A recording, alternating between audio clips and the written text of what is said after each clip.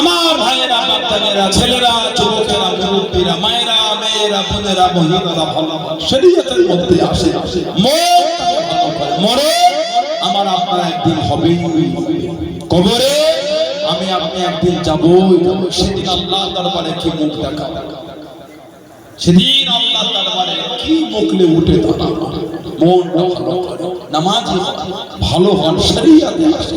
সারা জীবন লোকের লাশ কাফন জড়িয়ে আমি আপনি কবরে দিয়েছি, সেদিন আমাদের লাশ লোকে কাফন জড়িয়ে কবর করবে। কথা ঠিক না ভুল বলছি? সারা জীবন লোকে কবরের লাশ রেখে আমার তিন মোটা করে মাটি দিয়েছে। মিনহা খালাকনাকুম ওয়া ফিহা নুঈদুকুম ওয়া মিনহা নুখরিজুকুম তারাতান উখরা। সারা জীবন লোকের কবরে মাটি দিলাম, একদিন লোক আমাদের কবরে মাটি দেবে। ও যুবক, ভয় হয় না? ভয়? ও যুবক, মনটাকে নরম হয়। সারা জীবন লোকের কবরে মাটি, একদিন যে লোক আমাদের কবরে মাটি মিনহা খালাকনাকুম বলে মাটি দেন না আপনারা? থেকে টাকা দেন না? ইদানি কিছু কিছু যুবক ছিল আমাদের ঘরে, তাদের সঙ্গে নেটে, ফেসবুকে, ইউটিউবে ভিডিও দেখে এখন নিজেরাই হুজুর হয়ে যাচ্ছে। ওটা হারাম, ওটা বেদাত, ওটা শিরক, এই করছে। আস্তাগফিরুল্লাহ, নাউজুবিল্লাহ বলে।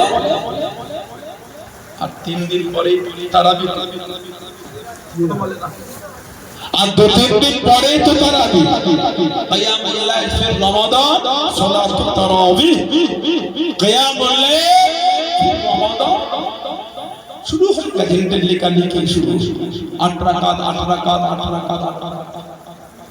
তারাবি পড়ে করাকা বলে করাকা। এখন যুবক বলে 8 রাকাত। হাদিস শরীফে এসেছে 20 রাকাত আল্লাহ নবী 20 রাকাত নামাজ পড়েছেন, তার সাথে নবী পাক বিতিরও করেছেন। জোরে বলে আর একটু ভালোবাসায় বলা গেল না?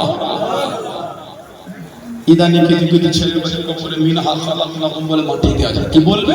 বিসমিল্লাহ। তাই না? আপনি বিসমিল্লাহ বলে মাটি দিয়ে খুশি? তাই না?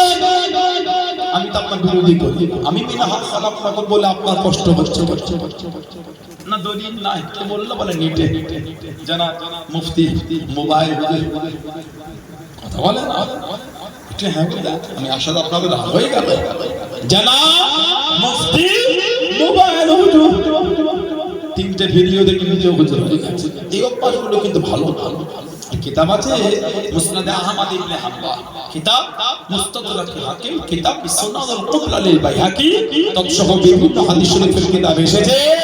عن أبي أمامة رضي الله عنه أبي أمامة قال لما قضيت كلثوم ابنة رسول الله صلى الله عليه وسلم في القتل مع النبي পাকের মেয়ে হযরত كلثوم رضي الله تعالى عنها কবরে রাখা হলো দাফনের জন্য। قال رسول الله صلى الله عليه وسلم আমাদের নবী পাক সাল্লাল্লাহু আলাইহি ওয়াসাল্লাম বলেছিলেন মিনহা খালাকনাকুম ওয়া ফিহা নুঈদুকুম ওয়া মিনহা নুখরিজুকুম তারাতান উখরা। আমাদের নবী বলে নবী পাক মেয়ের কবরে মাটি দিয়েছিলেন। আরেকটা riwayat আল্লামা হাফেজ ইবনে কাসির রাহমাতুল্লাহ, আল্লামা হাফেজ ইবনে কাসির রাহমাতুল্লাহ তিনি একটা তাফসীরের কিতাব লিখে, তাফসীর ইবনে কাসির। আল্লামা হাফেজ ইবনে কাসির রাহমাতুল্লাহ তিনি একটা কিতাব লিখেছে তাফসীরে ইবনে কাসির। সেই কিতাবে উনি হাদিস শরীফ নকল করে, হাদিস শরীফ নকল তাফসীর ইবনে কাসির কুরআন শরীফ সূরা তাহা 55 নম্বর আয়াতে তাফসীর করতে গিয়ে উনি একটা হাদিস শরীফ নকল করেছেন। وفي الحديث الذي في السنن كتاب ذكر হয়েছে আন্না রাসূলুল্লাহ সাল্লাল্লাহু আলাইহি ওয়াসাল্লাম হাদারা দানারা, নবী পাক একটা জানাজায় হাজির হলেন। ফালাম্মা তুফিনাল মাইয়িত ফালাম্মা মাদখুল ফালাম্মা তুফিনাল মাইয়িত, তখন মাইয়িতকে দাফন আখাযা কাবদাতান মিনাত তুরাব, তুরাব মানে মাটি। আল্লাহর নবী একটা মাটি উঠালেন, ফাআলকাহা ফিল কবর, ওই মাটিটা নবীর কবরের মধ্যে দিলেন। উম্মা ক্বালা, আমাদের নবী পাক বললেন মিনহা খালাকনা উম্মা অতঃপর আখাদা, আমাদের নবী আরেকটা মাটি ওয়াকালা, নবী পাক বললেন ওয়া ফিহা নুঈদু হুম্মা আখাদা উখরা, নবী পাক আরেক মুঠো মাটি নিলেন।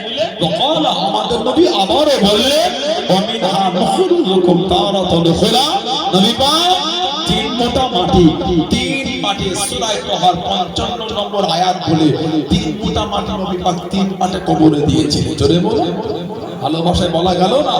কেন উম্মতের মধ্যে ঝগড়া করছে? কাজ খুঁজে পান না, এমনি তো কত ভাগ, আবার ঝগড়া লাগাচ্ছে।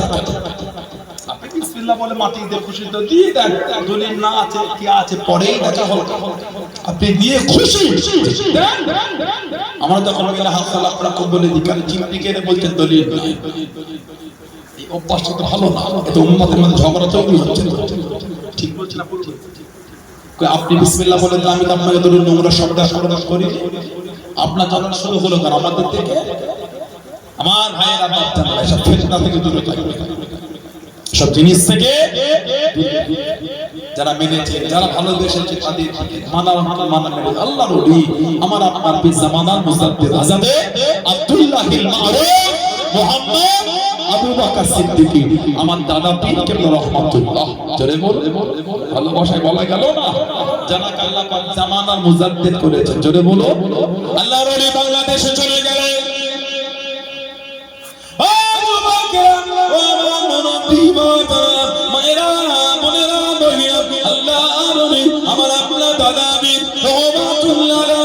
বাংলাদেশের চট্টগ্রামে চলে গেলেন। বাংলাদেশের চট্টগ্রামে সীতাকুণ্ড বলে একটা জায়গা, আল্লাহর ওলি মাহফিলে হাজির হয়ে গেলেন। পালকি করে নিয়ে যায়, হাজার হাজার মানুষ পেছনে ছুটে ছুটে যায়। কি যেন টাইম দিয়ে দিল, কে যেন ডেকে দিল, হুজুর আপনি একটু দাঁড়িয়ে যান, হুজুর আপনি একটু দাঁড়িয়ে যান, আল্লাহর ওলি হুজুর আপনি একটু দাঁড়িয়ে যান, আল্লাহর ওলি আওয়াজ দিয়ে জানিয়ে দেন, পালকিটাকে থামাও বাবা, পালকিটাকে থামাও বাবা। পালকিটা দাঁড় হয়ে গেল, পালকি দরজা খুলে বাইরে মুখটা বার করে, কে বাবা ডাকো, কে বাবা ডাকো। একজন যুবক একটা বাচ্চাকে করে নিয়ে আল্লাহর ওলি সামনে চলে গেলেন। আল্লাহ পাকের ওলি, আমি একজন ছেলে, হুজুর আমি মাছ ধরে এসে এই বাচ্চাটাকে রেখে, মাছগুলোকে রেখে একটু বাইরে গিয়েছিলাম। আমার এই বাচ্চা খেলতে খেলতে একটা টানা মাছ মুখের মধ্যে ভরে নিয়েছে, গলাতে আটকে গিয়েছে। আল্লাহর ওলি ডক্টর কাছে গিয়েছিলাম, ডক্টর সাহেব জানিয়ে দিল অপারেশন না করলে হবে না। আপনি আল্লাহর ওলি হুজুর আপনি একটু দোয়া করে দেন, হুজুর আপনি একটু দোয়া করে দেন। আল্লাহর ওলি আমার আপনার দাদা আমি রহমাতুল্লাহ আলাইহি ওই বাচ্চাটার গায়ে ফোন দিয়ে দিয়ে মুখের কাছে আঙুলটা নিয়ে ইশারা করা করে আল্লাহ পাকের হুকুমে গানের মাঝখান বাইরে পার হয়ে গেল। জোরে বলুন সুবহান, আর একটু জোরে বলুন সুবহান। গলাতে মাছের কাঁটা আটকে গেল, হুজুর গায়ে ফু দিয়ে ইশারা করতে আল্লাহ পাকের হুকুম, মুখ থেকে মাছ বাইরে এসেছে। বলুন সুবহানাল্লাহ, জোরে বলা গেল না? এত আল্লাহ পাক দরজা দিয়েছেন, এমনি হয়নি, ইবাদত করে করে আল্লাহ মেনে নিয়েছে। আমার আপনার মতো ফাঁকিবাজি ব্যাপার না, না। কিরে শবে বরাতে রাতে করা কথার বলে 100 বার নামাজটা দেখতে চলতে রাজধানী হয়ে যাবে। বলে 100 নেট এসে তারাবির নামাজ দেখেছে, 5G নামাজ না, 8G নামাজ। কথা বলে না, দেখেছেন নামাজ খালি উচ্চার করছে, কি নামাজ? নামাজ মজাকে বলে। আমাদের সমাজে কোনো মসজিদের 15 দিন খতম, কোনো মসজিদের 20 দিন, কোনো মসজিদ 27 দিন। ইমাম সাহেব 15 দিনে খতম, 1 ঘন্টা 25 মিনিটে কাজ মিটে যাচ্ছে, আর আমাদের 27-এ খতম 1.5 ঘন্টা তো হচ্ছে না। ওদের থেকে আমাদের কম, আমাদের টাইম বেশি, কম না, একটু স্পিডটা বাড়িয়ে এত করে চলছে ওই কি বলে সুপার ফাস্ট। রাজধানী দিয়ে হচ্ছে বলে বুলেট ট্রেন চালাও। কথা বল, কে বুঝি তো না বলতে না বলতে বুলেট বুলেট বুলেট বুলেট আল্লাহু আকবার আলহামদুলিল্লাহ নাউজুবিল্লাহ মানে হচ্ছে না বলে লা ইয়ালামুন আল্লাহু আকবার হবে গুনাহ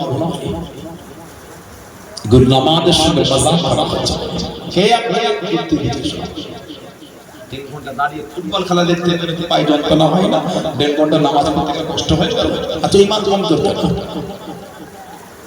কথা বলছেন না মুরব্বি লোকগুলো দাঁড়িয়ে নামাজ পড়ে কিছু কিছু যুবক ছেলে এত দেরি করে নামাজ আসে আস্তাগফিরুল্লাহ ক্লাবে গেলে মন চায় না ঘরে আসি আর মসজিদে গেলে ভালো লাগে আরেকটু দেখতে ক্লাবে গেলে মন চায় না বাইরে আসি আর মসজিদে গেলে মনটা ঘামছে না খালি বার হতে পারলে বাঁচা আল্লাহ পাক কোরআন শরীফে জিকির করেছেন ওয়ারাতিলিল কুরআন তারতিলা কোরআন শরীফ শুদ্ধ সহকারে তারতিল সহ মাখরা সহ কোরআনকে সুন্দর করে তেলাওয়াত করতে হবে জোরে বলো আর একটু জোরে বলা যাবে না কি তেলাওয়াত করা ভানুরি দিলাই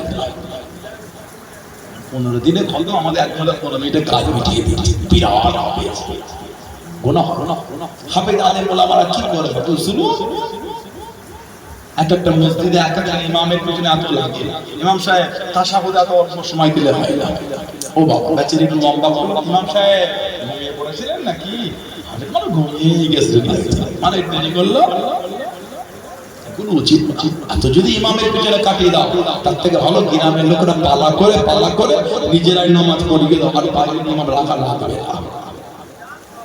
একটা মসজিদে মাসে 3টে ইমাম ঠিক আছে নাউজুবিল্লাহ বলে এই ইমাম দেখতে ভালো না ইমামটা ওই ইমামের মোটরসাইকেল সাইকেল আর বাবা তোমাকে অত দেখতে হবে ইমামটা আল্লাহ বলে তেলাওয়াত সুন্দর আলহামদুলিল্লাহ নামাজ পড়ো অত ইমামের পিছনে লাগো যদি অত ইমামের পিছনে লাগতে হয় এক কাজ করে গ্রামের লোকের লিস্ট করে পালা করে ইমাম না রেখে নিজেরাই নামাজ পড়িয়ে নাও আলেম ওলামাদের পিছনে তো লাগতে হয় আল্লাহ বলেন তৌফিক দাও বলেন আমিন কিছু গ্রামের সুন্দর কিচ্ছু নেই খালি তোমার ইমামের পিছনে লাগে ভুল যদি হয় সেটা সমাজ থেকে বলে অন্যায়ভাবে জুলুম করছে আল্লাহ নারাজ হয়ে যাবে আলেম ওলামাদের ইজ্জত আল্লাহ দিয়েছে জোরে বলে আপনারা আমার ভাইয়েরা মুজাদ্দিদুজ্জামান দাদা পীর রহমাতুল্লাহ এত আলা সম্মান আল্লাহ হুজুরকে পাবনা জেলা বলে বাংলাদেশ একটা জেলা আছে পাবনা জেলা দাদা হুজুর পাবনা জেলা করতে গেলে তারাবাড়িয়া বলে একটা তারাবাড়িয়া হুজুরকে ব্যবহার করতে গেলে বড় মাদ্রাসা দাদা হুজুরের হাতে ওই তারাবাড়িয়া মাদ্রাসার রুমের মধ্যে দাদা হুজুর বসে আছে আর শেরে বাংলা এক ফজলুল হক রহমাতুল্লাহ দাদা হুজুরের কাছে বসে আছে শেরে বাংলা এক ফজলুল হক রহমাতুল্লাহ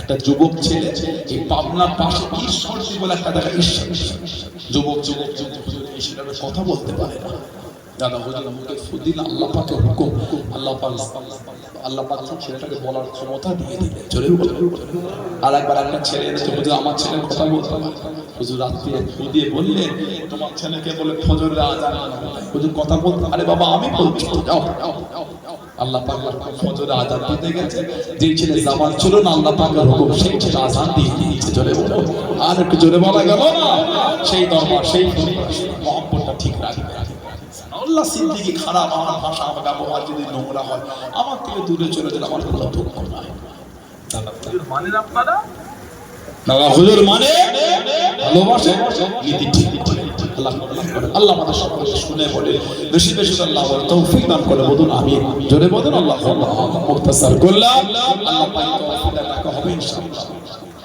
আমি সেই বছর পরশুদিন বার হয়েছে আজকে বাড়ি ফিরলাম বড়ও যাইনি আজকে এয়ারপোর্ট থেকে নেমে বসিয়ার দরবার হয়ে চলে এলাম চেন্নাই ছিলাম চেন্নাই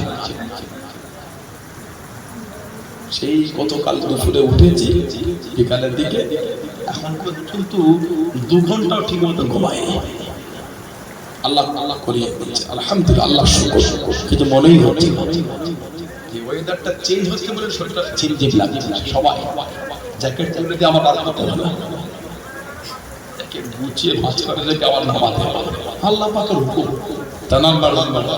বাইরে বেশি হবে না কম তিনি যা চাইবেন তাই হবে আর যেটা আমাদের জন্য ভালো তিনি করে আমাদের জন্য আলহামদুলিল্লাহ ভালোর জন্যই করে জোরে বলুন বলুন আলহামদুলিল্লাহ। বান্দা বান্দিদের জন্য আল্লাহ পাক খারাপ করে না, আমাদের জন্য তিনি যেটা ভালো সেটাই করে দেন। বলুন আলহামদুলিল্লাহ। আমরা সুখেও আলহামদুলিল্লাহ, আমরা দুঃখেও আলহামদুলিল্লাহ। ওটা হলো মুমিনের পরিচয়। সারা জীবন তো সুখেই থাকলাম, বছরে যদি 3 দিন জ্বর হয়, 365 দিনে 3 দিন জ্বর হয়, 362 দিন তো ভালোই ছিল। কতদিন ভালো আছে শুকর আদা করতে মন গেল না, 3 দিন যাবো জ্বর যেন আমার সব থেকে যায়নি, যত বিপদ আমার না শুকর। ওটা হলো না শুকর। 362 দিন আল্লাহ ভালো রাখলে ওইটা মনে পড়ে 3 দিন জ্বর, ওটাই মাথা ঘুরছে। এগুলো মুমিনের পরিচয় না, এগুলো মুমিনের। চেন্নাই ছিলাম, আজ ফজরের নামাজ পড়ে চেন্নাই সিটি থেকে প্রায় 40 কিলোমিটার দূরে সমুদ্রের গায়ে গেলাম। একটা মাজার আছে, আমার নবী পাকের একটা সাহাবী হযরত তামিম আনসারী রাদিয়াল্লাহু তাআলা, তামিম আনসারী রাদিয়াল্লাহু, আমার নবী পাকের সাহাবী। নবী পাক মক্কা শরীফ থেকে মদিনা শরীফে হিজরত করে আসার আগে উনি মদিনা শরীফ থেকে মক্কা শরীফে গিয়ে নবী পাকের নূরের হাতটা ধরে ঈমানের কালিমা পড়ে মুসলমান হয়ে গেছেন। আমার নবী ওনাকে একটা আংটি দিয়েছে, খুশি খুশি। কিতাব এসেছে 7 বছর যিনি জেনেদের দেশে গিয়ে আল্লাহ দ্বীনের খিদমত করেছেন। জোরে বলে আর একটু ভালোবাসায় বলা গেল না। মাদারটা বলে চেন্নাই সমুদ্রের গায়ে কোয়ালা বলে জায়গা, কোয়ালা। তামিম আনসারী হুজুর রাদিয়াল্লাহু আনহু ওনার মাদার শরীফ জিয়ারত করে ডাইরেক্ট এয়ারপোর্ট হয়ে চলে গেল। আল্লাহ যদি বলে আমার সুযোগ সুবিধা রাখা হবে, এই যে আমি আপনাদের কাছে আসলাম, দেখতে দেখতে 1 ঘন্টা 20 মিনিট হয়ে এই যে আমি আপনাদের কাছে আসলাম, এই যে দেওয়ানাটি মাহফিল, সবাই খুশি তো আপনারা? না আমি আসাতে রাগ হয়ে গেল? কি বলে খুশি তো আপনারা? এই মাহফিল আগামী বছর হবে তো ইনশাআল্লাহ? বলে যদি বলতে বলেন না ইনশাআল্লাহ, যদি বলেন আল্লাহুম্মা। এতগুলো ভাই বাবা আছে, সামান্য সময় বলবো, কার বাবা আছে মা নাই, কার মা আছে বাবা নাই, কার দুটোই নাই। আজকে আমরা কবরের মধ্যে শেষ এতিমের মতো করে কাঁদছি। কি ব্যবসা